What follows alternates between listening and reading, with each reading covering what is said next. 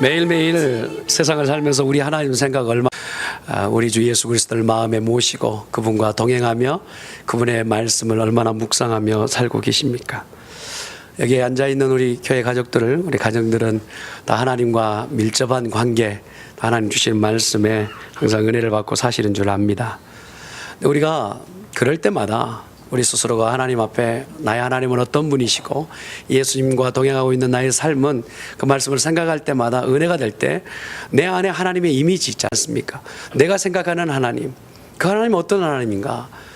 우리가 표현은 다 다르지만 다 이렇게 모아서 보면 거의 서로 다르지 않게끔 조금씩 차이는 있겠지만 이런 표현을 하죠. 하나님은 사랑의 하나님이시다. 자비로우신 하나님이시다. 그리고 인자가 풍성하신 하나님이시다. 우리 다 그렇게 고백할 수 있나요? 우리 하나님은 사랑이 많으신 하나님이세요. 자비로우신 하나님인 줄 믿습니다. 저에게도 그렇고 또 특별히 스바냐 3장 17절에 기록되는 말씀을 보면 그 안에 하나님이 어떤 분이신지를 좀 이렇게 설명하고 있습니다. 주인공이 이렇게 말하죠. 너희 하나님 여호와가 너희 가운데 계시니 그는 구원을 베푸실 전능자시라. 그 다음에 나오는 말씀이 참 우리 마음에 와닿는 부분입니다. 그가 너로 인하여 기쁨을 이기지 못하시고 잠잠히 너를 사랑하시며 너로 인하여 즐거이 부르며 기뻐하시리라. 어린 손주를 볼 때 우리 할아버지 할머니 되시는 우리 성도님들 어떻습니까? 아이 얼굴만 봐도 펑긋펑긋 웃음이 나오지 않습니까? 그런 것처럼 하나님께서는 그의 백성된 우리를 바라보면서 기쁨을 이기지 못하신다. 그만큼 우리를 사랑하고 계신다고 말씀하십니다. 그래서 찬양을 할 때마다 하나님이 우리를 사랑하시는 인애로우시고 자비로우신 그러한 내용의 찬송은 참 쉽게 찾아볼 수 있지 않습니까? 끝까지 우리를 버리지 않으신다라고 하는 그런 찬송도 우리 가운데 큰 힘이 되는 것이 사실입니다.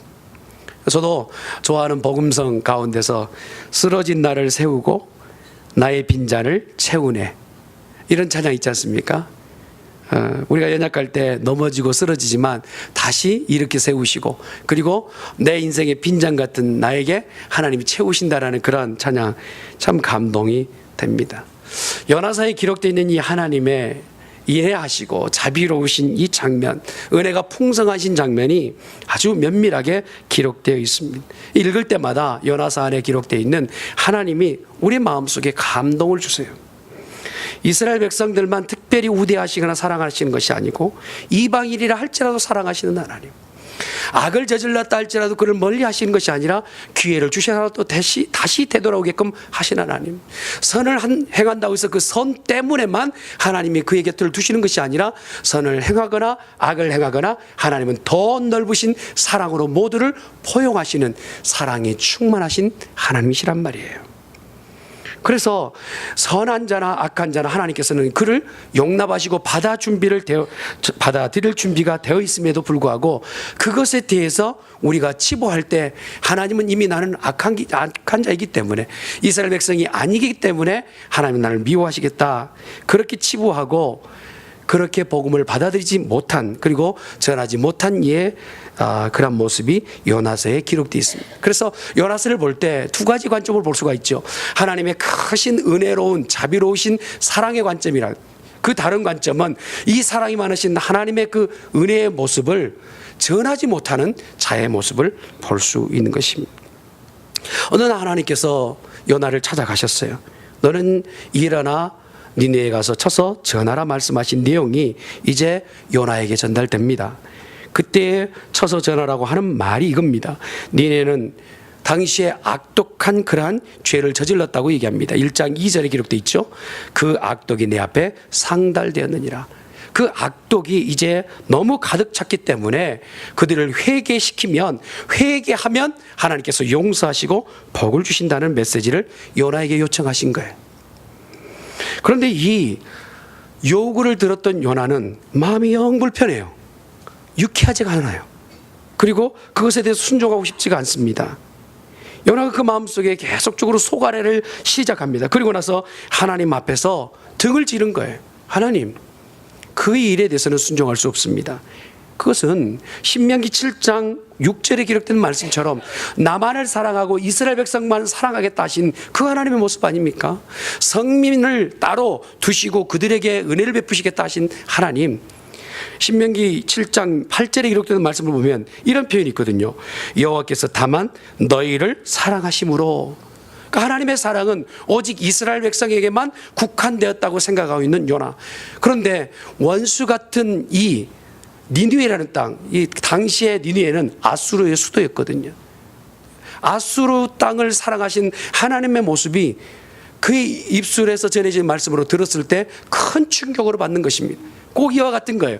나와 결혼하기로 약속했던 남자가 그렇게만 믿고 있었는데 어느 때는 예상치도 못하게끔 다른 여자도 사랑하고 있다라는 거예요. 그러면 그 사랑을 약조받았던 그 여인에게서는 충격적인 그런 소식이지 않겠습니까? 제가 여자가 아니어서 그런 상황이 있을 때 얼마나 충격을 받을지는 잘 모르겠습니다만 여하튼 충격일 것 같아요. 그러지 않습니까?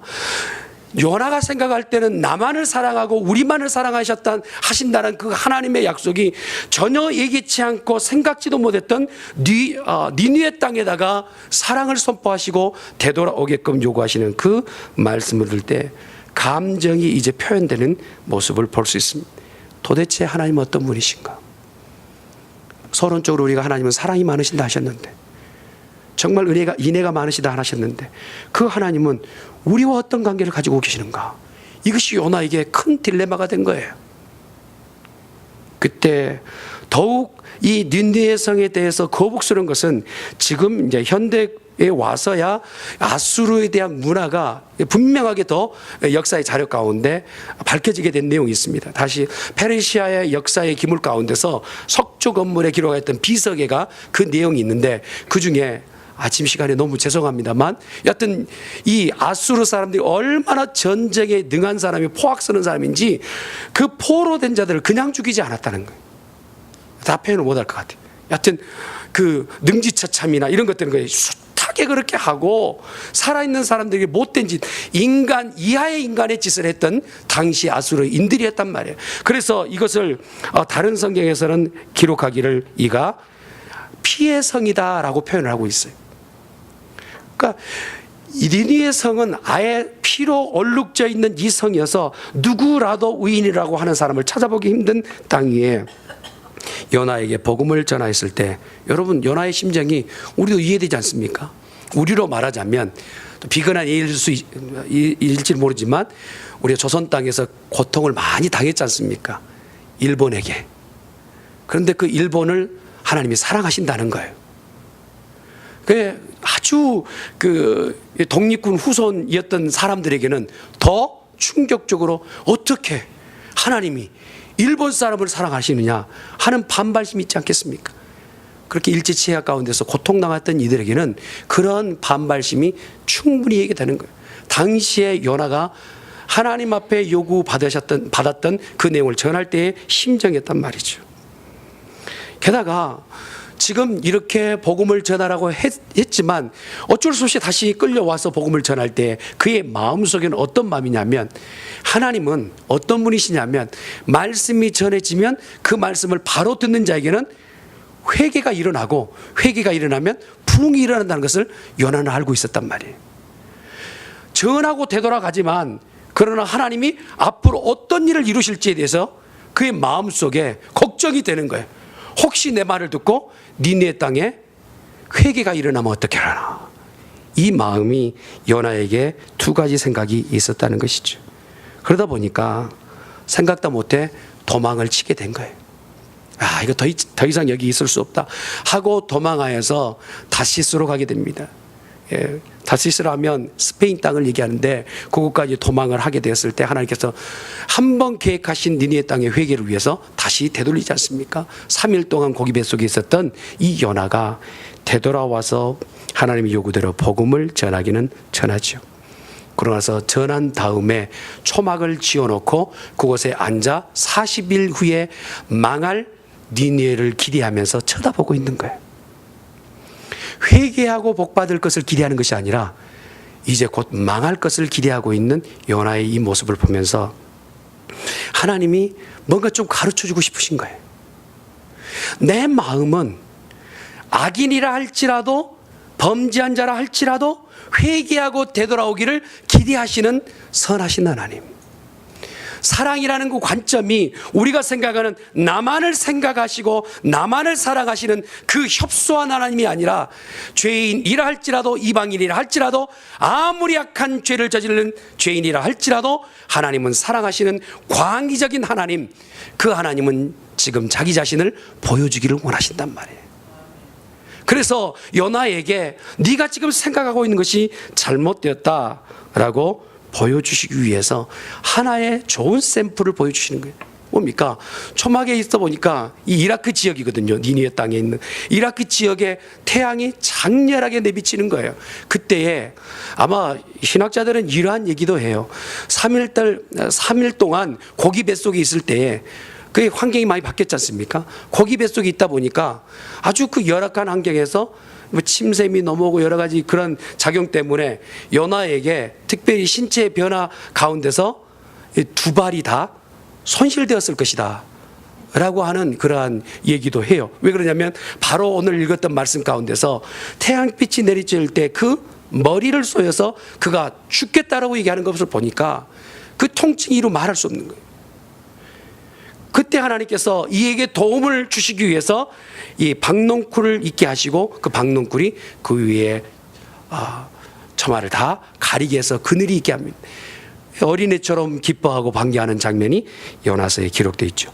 그런데 하루가 지나고 나서 벌레를 보내셔서 그것을 다 먹게 하시고 사라지게 하십니다. 마르게 하시고 이제 더 이상 햇빛을 가리지 못하게 하는 그 장면에서 요나가 하나님 앞에 성을 냅니다.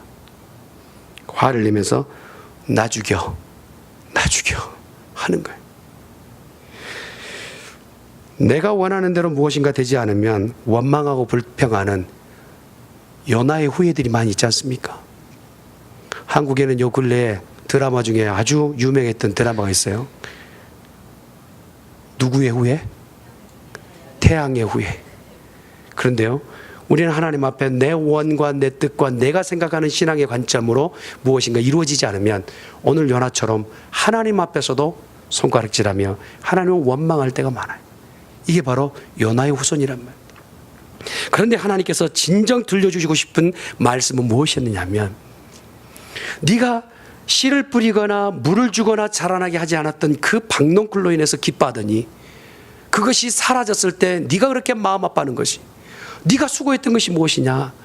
너가 힘겹게 수고하지 않았음에도 불구하고 그것에 대하여 죽은 것을 마음 아파하는 너가 앞뒤를 분별하지 못하는 니느웨 땅에 12만이나 되고 다 합치면 수십만이 되는 그 많은 사람, 하나님께서 친히 지으시고 그들을 조성하신 그 많은 수가 한날에 죽어가야 되는데 그의 죽음을 바라보는 하나님의 마음은 어떻겠느냐는 거예요.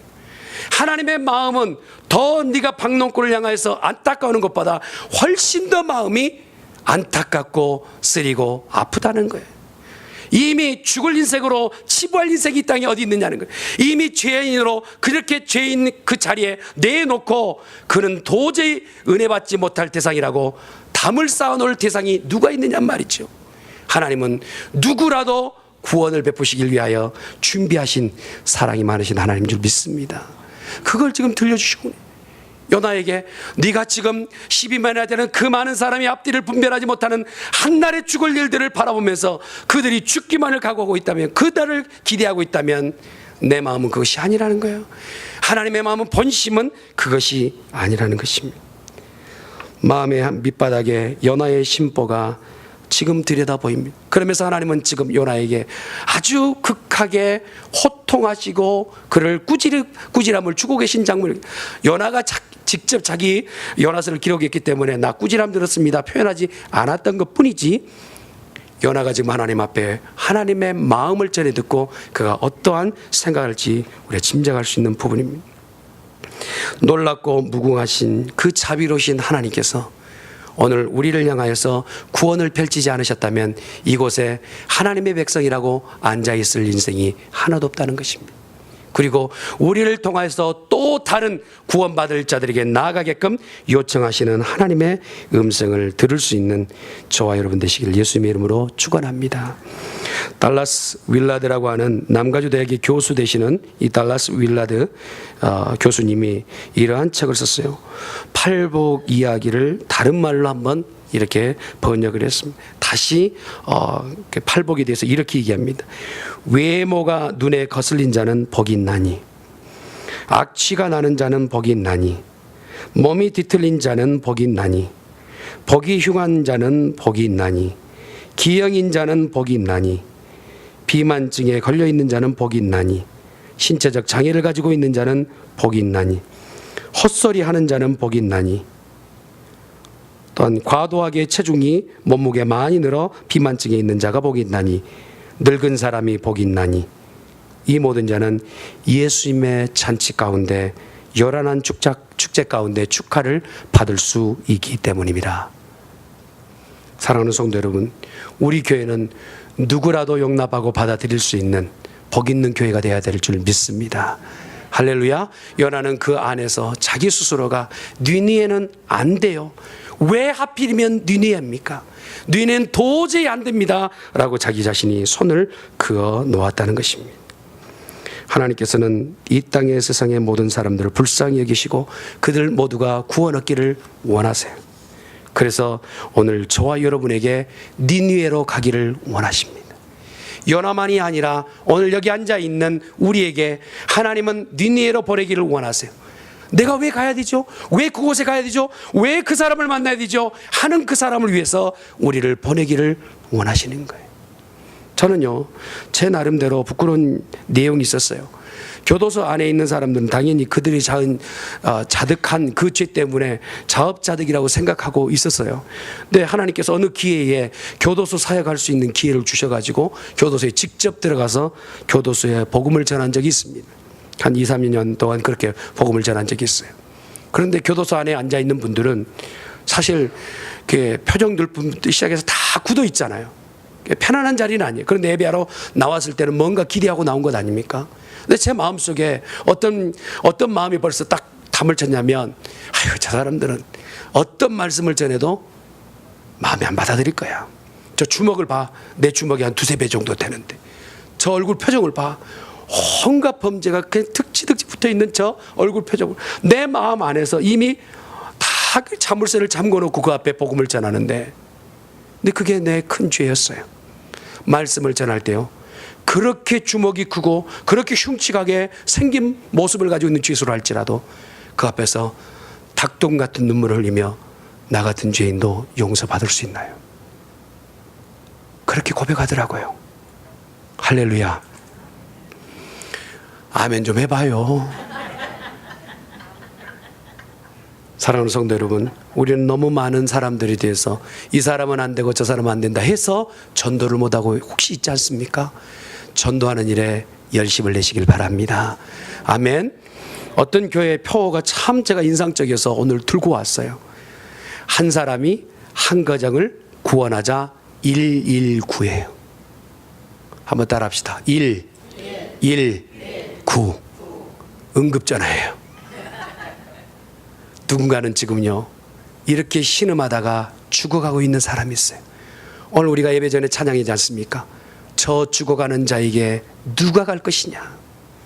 저 냄새나는 시체더미 같은 자에게 누가 찾아갈 것인가? 저렇게 썩어 문드러져가는 저 영혼들에게 누가 갈 것인가? 나는 아니에요. 나는 좀 점잖은 데 가서 엘레강스 해야 돼요. 저는 만나는 사람도 조금 어느 정도 학벌이 돼야 되고 인물이 돼야 되고, 저는 만나도 기본은 카페에서 만나야 돼요. 혹시 그런 사람이 있나요? 사랑하는 성도 여러분, 하나님의 요구는 우리를 더 낮은 자리로, 더 어려운 자리로 가서 그의 영혼에 관심 갖고 복음을 전하라 하십니다. 이 음성에 응답하실 수 있기를 예수님의 이름으로 축원합니다. 우리나라가요, 110여 년 전에만 해도 이렇게 잘 사는 나라 아니었습니다. 이곳에 앉아 계시는 조금 연장자이신 분들은 아마 소실적에만 해도 이렇게 잘 사는 나라가 아니었다고 쉽게 표현하실 거예요. 당시 110여 년 전에는 우리나라의 모습은 어떤 나라였냐면 참 미개한 나라였어요. 서양의 문물에 비하면 그렇게 멋진 엘레강스한 그 선교사들의 눈에 보여지는 사람들은 옷이라고 입고 다니는 것도 패셔너블한 것이 아니라 저것이 옷이라고 입고 다니는가. 도로 이곳저곳에 동물의 분비물들이 쏟아져 있고, 그리고 조금 권위 있는 자들은 채통 지킨다면서 무엇인가 올라타고 있지만 그 아래에 있는 모든 사람의 삶은 거의 동물적 삶을 살고 있는 거예요. 특별히 여인들은 정말 동물적인 그 발에 밟힌 삶을 살고 있는 장면을 해외 선교사의, 특별히 유럽 지역의 미국 선교사님들이 그 장면을 보게 된 거예요. 그들은 이미 배움이 많이 있었고 그들이 가지고 있는 것은 많았습니다. 이미 의사의 자격증을 가지고 충분히 그들이 살고 있는 생활의 터에서 부족함이 없이 노후를 걱정하지 않고 살만한 그러한 삶을 살았던 사람들. 그럼에도 불구하고 동일하게 하나님께서 요나를 부르듯이 그들을 부르시고 조선이라는 저 후진국, 정말 미개하게 이루 말할 수 없는 그 땅에 하나님께서 요나처럼 그들을 불러내셔서 조선 땅에 와 복음을 전하게 하신 거예요. 그런데 그 복음을 전할 때 하나님의 마음은 무엇이냐면, 선교사님이 계속 묻는 거예요. 하나님, 아무리 전해도 서기의 경일기예요. 무엇을 표현해도 알아듣질 못하는데 어떡합니까? 그리고 저렇게 복음에 대해서 이해하지 못할 뿐만 아니라 저들은 서로가 서로를 하나 되지 못하고 서로를 미워하는 그런 민족 아닙니까? 그렇게 선교사들이 매 기도할 때마다 선교 포기하고 가고 싶어요. 그런 일이 설교 일지의 매 순간에 적었던 내용 아닙니까? 그런데 하나님께서 요나를 보내어 니느웨 땅에게 정말 큰 변화를 이루셨던 것처럼 하나님께서 선교사님들을 통하여서 우리 땅의 복음을, 우리나라의 복음을 전해 주셨다는 거예요. 그래서 우리가 이곳에 앉아 있는 줄 믿습니다. 근데 하나님은 어떤 마음에 그렇게 미개하고 그렇게 동물적 삶을 사는 그런 발전된 문화 가운데 있는 사람이 왔을 때는 정말 그러한 삶을 사는 사람에게 하나님께서는 관심 갖고 계셨다는 거예요. 하나님은 사랑하고 계셨다는 겁니다.